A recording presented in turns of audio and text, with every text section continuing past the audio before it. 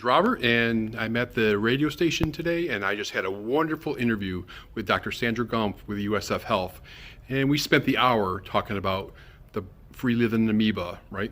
Naegleria, Balamuthia, and Acanthamoeba. So hope you enjoy it. This is Outbreak News This Week, brought to you by the Global Dispatch Incorporated. Outbreak News This Week is your source for all the news about worms and germs. And now, your host, microbiologist and editor of OutbreakNewsToday.com. Here's Robert Harriman. Well, good day, Tampa Bay, and welcome to your source for all the news about worms and germs. My name is Robert, and I appreciate you listening today. And for anybody that's listening around the world online streaming, I also want to welcome you. And you can check out more of us at the website, OutbreakNewsToday.com. That's OutbreakNewsToday.com. Well, as summer approaches, I often try to speak to an expert on the free-living amoeba as the water gets warmer and the weather just gets a lot hotter, right? And three of the most important and commonly diagnosed species that infect humans, one you're probably familiar with, Naegleria fowleri, and then there's Acanthamoeba species and Balamuthia mandrillaris. Joining me today to talk about these amoeba and take a closer look at these relatively uncommon, some might say, usually accidental and very high consequential pathogens is Dr. Sandra Gompf.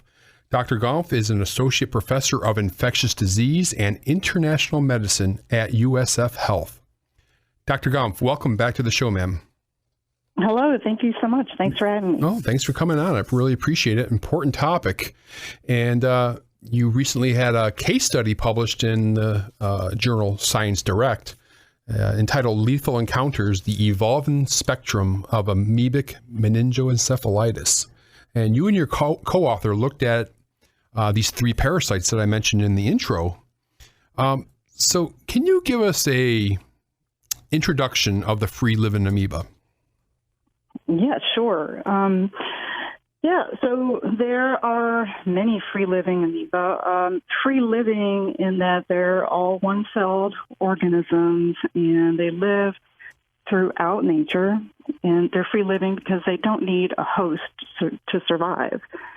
The three that we covered were the ones that are most commonly reported as being accidental parasites to either people or animals. So, and those are the three that you mentioned, Naegleria fowleri and Balamuthia mandrillaris and Acanthamoeba, which are various species, actually will cause disease in people. Yeah, and the one that people may be most familiar with and gets the most media attention by far is Naegleria fowleri, and the media often calls it the brain-eating amoeba. Dr. Gompf, what do we know about its history and the organism itself? Yes, all of these amoeba that cause infections in humans, there isn't a whole lot that we know about them. Naegleria fowleri came to attention in the 1960s when children in Australia were found to have encephalitis, and they were discovered to have Naegleria fowleri. This was where it was first described in people. And it was associated with plumbing, with bathwater at the time. And since then, there have been over 130 cases of infections reported in humans that we're aware of. And they all present with the same type of scenario that's typical of that. Basically gave rise to that name, brain-eating amoeba. It essentially, that's what it does. It eats its way into the central nervous system and causes damage and a lot of inflammation. Very rapidly progressive. and scary infection. Yeah. Where in the environment is Naegleria found? Naegleria fowleri is found all over the world. The only place that it hasn't been found in is in Antarctica, and probably because it's awfully cold there. Mm-hmm. Nothing gets down there other than maybe penguins. But it has been found in mostly has been reported, infection has been reported in warm climates, but it's been cultured from many areas and farther away from the equator. It thrives in warm water, basically, is all it needs. Warm, fresh water that's not chlorinated. So hot springs are a good place for it to thrive. Anywhere where there's lots of organic material for it to consume and allow it to multiply. Yeah, and you mentioned that there's been, 140 odd cases in the United States that have been reported officially. And Florida is of particular interest because, we're airing out of Florida. And it's, if I dare say, it's one of the hot spots.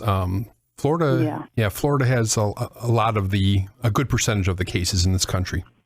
Right. So far, most of the cases in the U.S. have been described in Florida and Texas, probably because we're the closest to the equator and we have a lot of moisture, the two things that Naegleria fowleri loves. Most of these infections occur during warm months, so whenever the water is warm.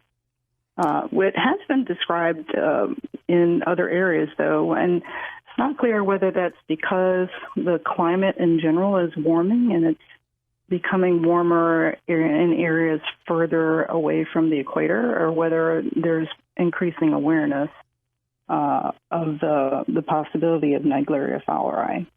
But it has been described as far north as causing infection as far north as Minnesota, right, and Northern California and places like that. Yeah, and Maryland as well, actually. That's right. And on my website, it seems like I frequently report on cases out of Pakistan. What's unique about Pakistan? Yeah, definitely. The issue with Pakistan is in the areas that it's been reported, the chlorination level has been hit or miss. The municipal water is not necessarily well chlorinated. In some places, not at all when it's been tested. And part of the cultural practices and religious practices of the community, one of the Islamic practices is prior to prayer, one cleanses the body and purifies the body, and part of that is sniffing up water through the nose to cleanse the nose. And that's obviously a perfect setup for acquiring infection. Not everyone who's gotten infections, who's been reported to have infections in that area, has been performing that practice, which is called wudu. Some infections have occurred in small children and babies, and it's not clear how they may have acquired it. Yeah. So the nasal rinsing is one way, but typically, how does someone contract the parasite? Well, the way Naegleria fowleri infects is by entering the upper area of the nose, the nasal cavity, and for reasons that we don't really know yet, Naegleria fowleri is very attracted to the neurotransmitter acetylcholine, and at the top of the nose is where the olfactory nerves reach directly down from the brain, the base of the brain. So the olfactory nerves across the skull through some little openings called the cribriform plate. Basically, it just means a plate with holes in it. Mm-hmm. And that's where the nerves cross, and they are very easy to reach from this mucosa, the surface mucosa of the nose at that point. So you have a high concentration of acetylcholine in the upper portion of the nose and those tissues, and the amoeba are attracted to it, and they start to essentially eat their way up through the nerves and reach the brain that way. So the ways that you would acquire it, or the ways that have been most commonly reported, are either through water activities in unchlorinated water or hot springs where water is forced up the nose, like wakeboarding or water skiing or things like that, jumping into the water, falling into the water at the water's edge during the summer. That's been reported once. The other ways that have been reported are through sinus rinsing, which sinus rinsing and use of neti pots has become very popular, and it has been actually recommended for treating sinusitis and sinus problems without having to resort to antibiotics. So that's been a good thing. But the problem is that people were not aware that you could not use tap water. Mm-hmm. And in Louisiana, about 2012, 2013, there were at least 2 years in a row, there were cases associated with the use of an neti pot or the use of a child who acquired it playing on a slip and slide that was fed by a hose. Mm-hmm. And when the authorities in Louisiana tested the home and the municipal water, they found Naegleria fowleri. So from that experience, we know in the past that other amoeba have been found in plumbing because they're able to live there. But we now know that it's possible for Naegleria fowleri to also live in municipal water that is chlorinated.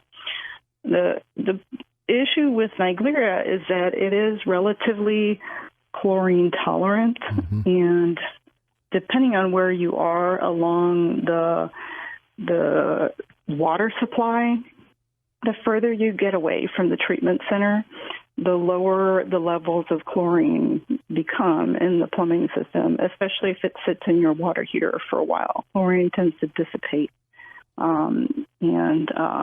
So your chlorine levels in your hot water heater may not be very high at all. And if your water temperature is not high enough to kill amoeba, you may actually have a variety of amoeba, including Naegleria fowleri, in a residential water heater.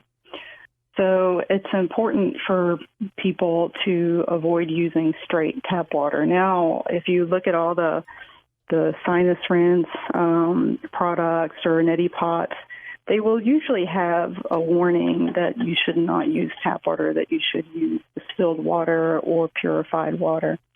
And for those people who can't use or don't have distilled water on hand, you would just need to boil it with the tap water. If you're at sea level, you need to boil your tap water for about a minute and let it cool. If you're above 6,500 feet above sea level, then you would boil it for 3 minutes and let it cool. Yeah.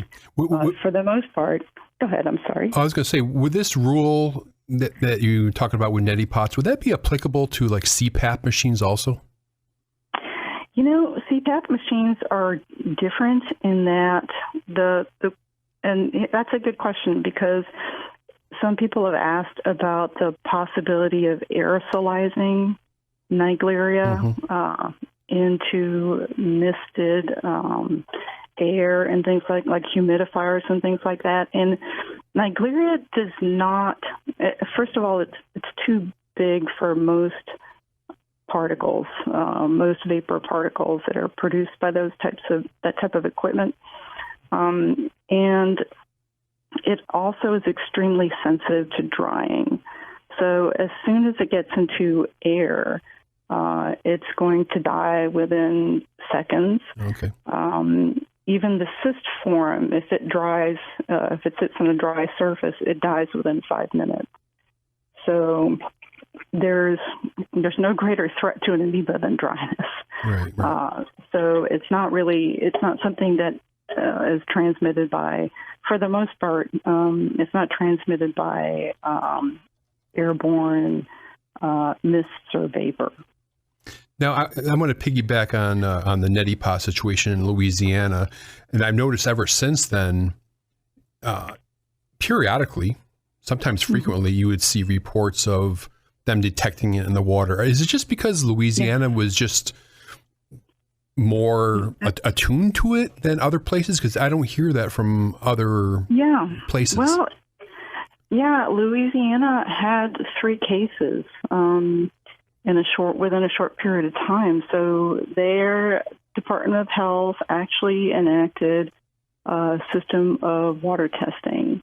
So they periodically require water testing of their municipal water at various points along the distribution systems. And if Naegleria is detected at any point, you'll hear that reported in the news, and the public will be advised that there will be what they call a chlorine burn for 60 days, which just means that they elevate the level of chlorine in the municipal water to allow the system to be cleared and to kill the Naegleria, including the cyst forms. So that usually it sounds scary, but once they announce that, it means that the water is safe to drink and it's safe to use. It's just that it's going to smell probably, or have a little more chlorine in it, or maybe it'll be a little bit more drying. But it's a good thing when you hear about it in the news. It's bad because you're reminded that this is a potential issue, but it's good because they're actually screening and treating for the problem to avoid those cases that so tragically occurred. Louisiana is actually the only state in the U.S., and as far as I know, other than Australia, it's the only U.S. state that screens and treats for Naegleria. And actually, the system that they use is based on the Australia model. Australia has a very aggressive stance against Naegleria fowleri and manages their water distribution very carefully. Well, I'm talking to Dr. Sandra Gompf with the University of South Florida, and we're talking about free-living amoeba. Now, Dr. Gompf, I'm going back to your case study published in Science Direct. You write something pretty interesting. I'd like to get you to elaborate on it. You write, swabs from the nose, mouth, and pharynx of healthy individuals have isolated Naegleria fowleri. Antibody surveys suggest that Naegleria fowleri exposure without apparent sequelae is exceedingly common, with over 98% seropositivity in a survey of youth in northwestern Mexico and many other areas where Naegleria fowleri is endemic. Can you talk about this a little further? Yeah, it's interesting that you ask because, there haven't been a lot of surveys, a lot of screens for amoeba in the nose, mouth, and throat of healthy people at all. And the cases in which that has been described are actually from sub-Saharan Africa, where they did screens of children in Nigeria, and they looked for, and mostly prompted by cases of amoebic meningitis in which there was no history of swimming. and they found a very small percentage of individuals who had detectable Naegleria fowleri from the nose, mouth, and throat. They didn't quite pin that down, or whether it was in the nose or in the mouth or in the throat. They kind of did all the cultures together, but they did find it. In Mexico, northwestern Mexico, they also did screens. Those were in a dental clinic.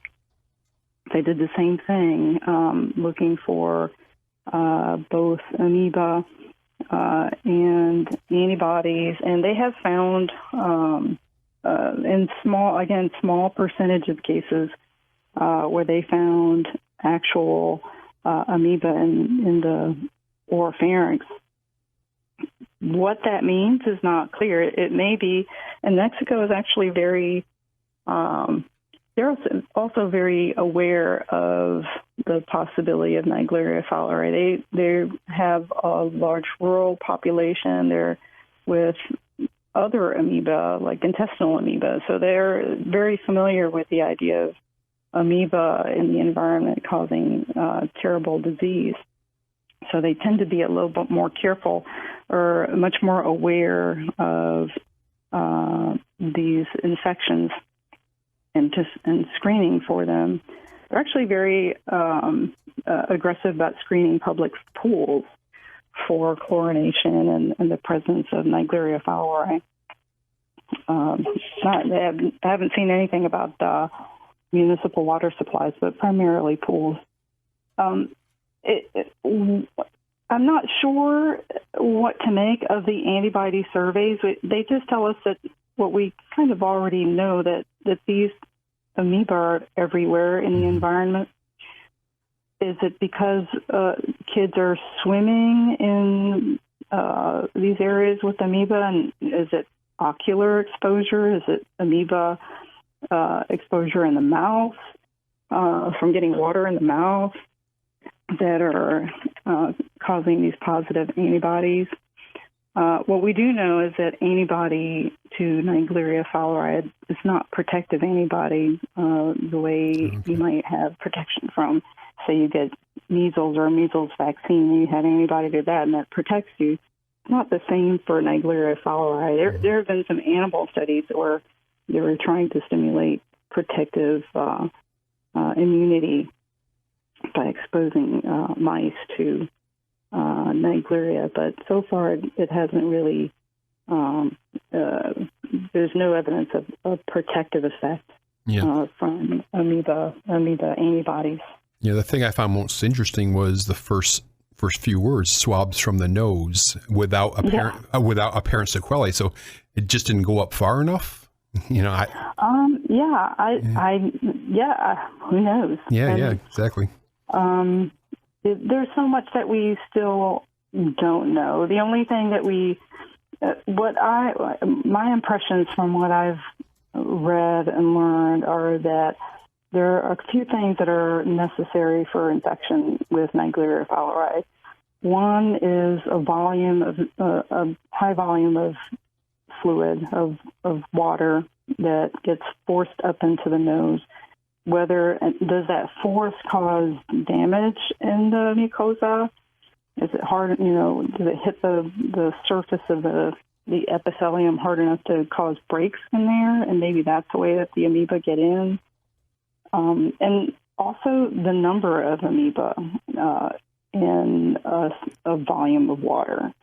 I think it probably takes more than a few amoeba to cause an infection, to overwhelm the immune defenses in those tissues and cause an infection. And that really varies from day to day and week to week in any body of water. So it's very hard to determine, what specifically could increase the risk other than just generally the warm water, basically, during the summer. Okay, we're getting up close to the hard break. Hopefully Dr. Gompf will spend some more time with us in the second half. And I encourage you again to check out the website, outbreaknewstoday.com. If you take a look at it now, I just We have a new headline put up there. Singapore confirmed its first monkeypox case.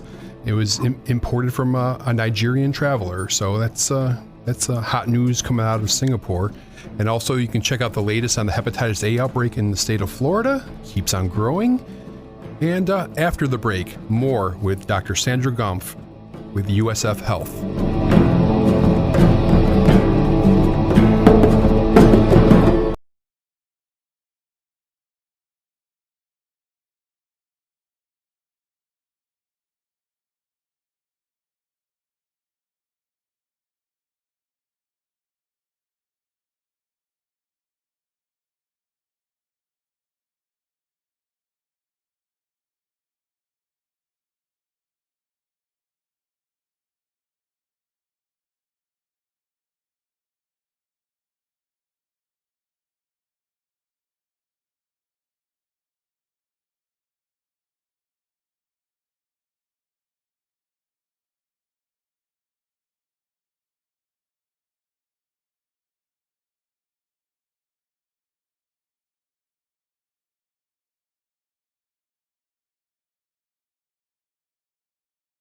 As we were just saying, Naegleria fowleri is very much attracted to acetylcholine, which is up at the surface, the upper surface of the nasal cavity, where the olfactory nerve endings reach. And what happens is they are attracted to acetylcholine, to that high level in those particular tissues, and the amoeba start to eat their way into the upper nasal cavity and along those nerves. Those nerves cross through the skull through these little openings called the cribriform plate, and they reach the olfactory ball, which is the olfactory nerve center, pretty much at the base of the brain. And once they get into the brain, they create incredibly intense inflammation. They both eat their way. It literally is a brain-eating amoeba into those tissues, and they also cause damage because of the intense inflammation from the body itself trying to defend itself very aggressively against this infection. And this is known, ma'am, as primary amoebic meningoencephalitis. That's right. PAM. That's right. Yeah. Yes, PAM. That's right. And basically, the infection proceeds along the outer covering of the brain, which is the meninges, and then the more it progresses, it starts to penetrate the tissues of the brain itself, which is encephalitis is how we refer it. And the more intense the infection is, as it progresses, it actually does spread into the bloodstream and to other organs and tissues. But the main pathology is just death of the brain tissue and hemorrhage and terrible inflammation. And that's the cause of death for the most part. Yeah. Yeah, and there's some problems with both diagnosis and treatment of this parasitic disease. Yes. The problem with diagnosis is that we don't have access to a rapid test. It's hard. CDC has a PCR test that they can perform, but it's not commercially available. And truthfully, it's hard for the average hospital laboratory to maintain the competency of their staff. Using these types of tests. You have to have enough tests ordered to begin with to have your staff remain competent in doing them. So the easiest way for clinicians to make the diagnosis has been, especially in recent years, has been by looking at the spinal fluid. In order to test for the number of white blood cells in the spinal fluid, they routinely perform a right gemcis stain, and then they're able to see very clearly what types of white blood cells there are, how many. You can also see Naegleria. You can see the amoeba very clearly in a right gemcis stain if you're looking for it. that's how the most recent cases have actually been diagnosed quickly, where they had success with treatment. Previously, the main recommendation was to look for the amoeba in a wet mount, and it's very difficult to find amoeba in a wet mount that's full of white blood cells because they also look like amoeba. Mm-hmm. So unless you know exactly what you're looking for and the amoeba are actually moving differently from the white cells, then it's often not diagnosed in that matter. In fact, most of the diagnoses in the U.S. have occurred after death at autopsy. And we mentioned the treatment. It's not very well established. It's not. There haven't been enough cases, and certainly there's no way to test treatments. The CDC basically has guidelines based on experience and from previously successful cases. You have to use at least 4 or 5 antibacterials, and the most effective so far has been the addition of miltefosine, which is now available as an FDA-approved medication. It can be used off-label for Naegleria, suspected Naegleria fowleri. Okay, that's new. It's been in the cases where patients have been diagnosed and treated very quickly, it has made dramatic effects. Most recently, there was a case in Orlando where a young boy, teenager, was diagnosed very quickly using the spinal fluid right stain and wet mount, and he received miltefosine within 20 minutes of the diagnosis.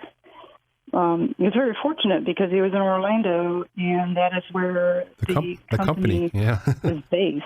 Yeah. So they were able to drive it right over. And he within 6 weeks, it took a great deal of treatment and a great deal of rehab, but he went back to school. He started school at the end of that summer and has been doing very well. We saw him and celebrated his birthday with him at one of the amoeba summits a couple of years ago. It's wonderful. Very lucky man. Now, while diagnosis and treatment is not very simple, prevention really is, right? Yeah, it is very simple. The main key is just keeping potentially infectious water out of the nose. So any unchlorinated water, hot spring water, lake water, river water, tap water, just keep it out of the nose, whether that means using nose clips, whether that means what some of the barefoot water skiers have been doing is taping their nostrils shut with Band-Aid, waterproof Band-Aid. A lot of them have trouble with sinus infections and sinus problems in general because of the forceful water hitting their sinuses, and using the Band-Aid seems to be a great fix for that. And of course, using the appropriate water preparations for sinus rinsing. It's all a matter of simple means of keeping untreated water out of the nose, out of the upper nasal cavity. Hold the nose when people jump into the water, that sort of thing. Mm-hmm. Now, you do have a personal story with this amoeba, unfortunately, and you actually shared it with me on this radio program 4 years ago. And do you mind sharing it again for newer listeners? Of course. So in 2009, we lost our son, Philip, to Naegleria fowleri meningitis. And the way he acquired it was after he was swimming in a lake and tubing with his cousins. It was Lake Arietta in Polk County, which is a very popular recreational lake, spring-fed lake but it was August, and within about 5 days, he developed symptoms of headache. Initially, it just seemed like a headache, just a little bit unusual for him because he didn't get headaches. But it very rapidly progressed from there to meningitis. What we thought was just a very severe bacterial meningitis, to the point where his spinal fluid, when he was admitted, was incredibly inflamed. And to me, if it were, assuming that it was bacterial meningitis that bad, I expected him to die from it at that point. And it wasn't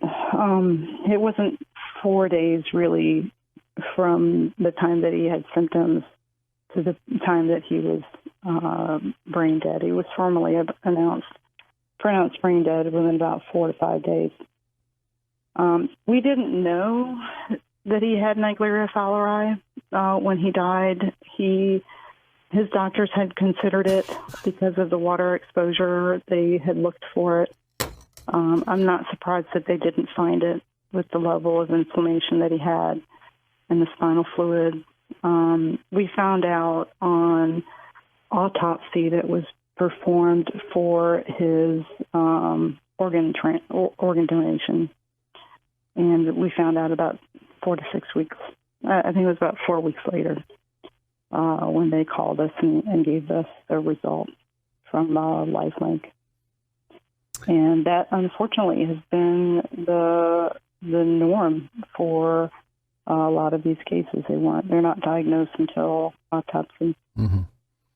Now, you and your husband, like other parents and loved ones of children and some adults that have contracted this deadly amoeba, start organizations, awareness organizations, and yours is called Amoeba Season. Do I get that right? Yes. Yeah. Yes. And can you talk about the work of Amoeba Season? And also, I noticed that you're working with the university just down the street, University of South Florida, and the Jordan Smelsky Foundation. So there's a lot of things happening there. Yes. Amoeba Season is summer. We have a campaign every summer called Summer is Amoeba Season, and it is a project that is funded by the USF Foundation Fund. It's a memorial fund in my son's name, the Philip T. Gompf Memorial Fund, that was set up by my infectious disease division director at the time for education and research on infections. And so we started doing this educational campaign every summer for the public and also for healthcare providers to be aware of the risk of Naegleria fowleri and how to diagnose it and how to treat it. And so we have this campaign that runs from May to August every summer. What we do with our campaign is we do social media announcements and awareness. We're on Facebook and Twitter and Instagram, and we've also started it's now, 5 years ago, we started a billboard campaign, digital billboard campaign. And we have digital billboards that run 24/7, several times an hour on Interstate 4 in Central Florida, on eastbound and westbound lanes, and with messages about Naegleria fowleri, amoeba, how to avoid it, and our website address, in the hope that people will visit the website and learn more about it and about what we're trying to do. And, from the outset, we have been very happy to work with other foundations. We initially had worked with the Kyle Lewis Foundation in Texas, Swim Above Water, Coral Reef Foundation most recently. But the Jordan Smelsky Foundation has been right in our backyard. They're in Orlando. Right. So we've had a lot of opportunities to work with them, both on their amoeba summits, which have been an extraordinary annual conference, bringing together basic scientists and clinicians familiar with Naegleria fowleri to give their expertise and present their expertise and bring them together to talk to each other. That basic scientists don't ever get a chance to talk to clinicians and vice versa. Right. And we've had some very interesting discussions and an appreciation from the basic scientists of what we want to hear and what the types of information that we're interested in knowing. It's brought up some interesting topics of research. We've had some good productivity from that end. The Jordan Smelsky Foundation my husband is a pediatric hospitalist at Lakeland Regional, now with Nemours and Watson Clinic. And Steve Smelsky came out with us and our kids to the San Francisco American Academy of Pediatrics conference a few years ago. And they actually paid for an exhibit booth. There's an exhibit center at all of these conferences where doctors will come by and healthcare professionals will come by and pick up information and talk to you. So we were able to with them, with Steve, we were able to reach about 400, at least 400 clinicians that were walking through the exhibit area. Fantastic. And listened to our story and picked up information on treatment and diagnosis. It was great. Yeah, really good stuff. And I will put the links up to Amoeba Season and the Jordan Smelsky Foundation and some others on the website when I publish the podcast from this radio show, so people can check that out. And just a brief mention, this year we actually are teaming up with the Jordan Smelsky Foundation on our billboard. So you'll see their logo, and a couple of the billboards are actually with the Jordan Smelsky Foundation. You'll see pictures of Jordan and Philip together.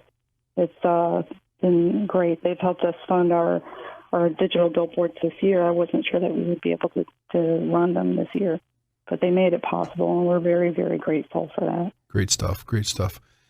I'm talking to Dr. Sandra Gompf. She's with USF Health, and we're talking about free-living amoeba. And with the 6 or 7 minutes I have left, I'd like to go ahead and touch on the other two amoeba. And let's start with Acanthamoeba, less familiar parasite, pretty ubiquitous. What can you tell us about it? Yeah, Acanthamoeba is everywhere, absolutely everywhere. And definitely it's been detected in household plumbing and a variety of water and soil areas. The most important thing, I wrote about meningoencephalitis with Acanthamoeba, which is not common. It does occur, and it's more likely to occur in people who are immunosuppressed, with advanced HIV or taking medications that are immunosuppressing. But the commonest problem caused by Acanthamoeba is actually keratitis or contact lens-associated infections, and they can be devastating. They can be absolutely blinding.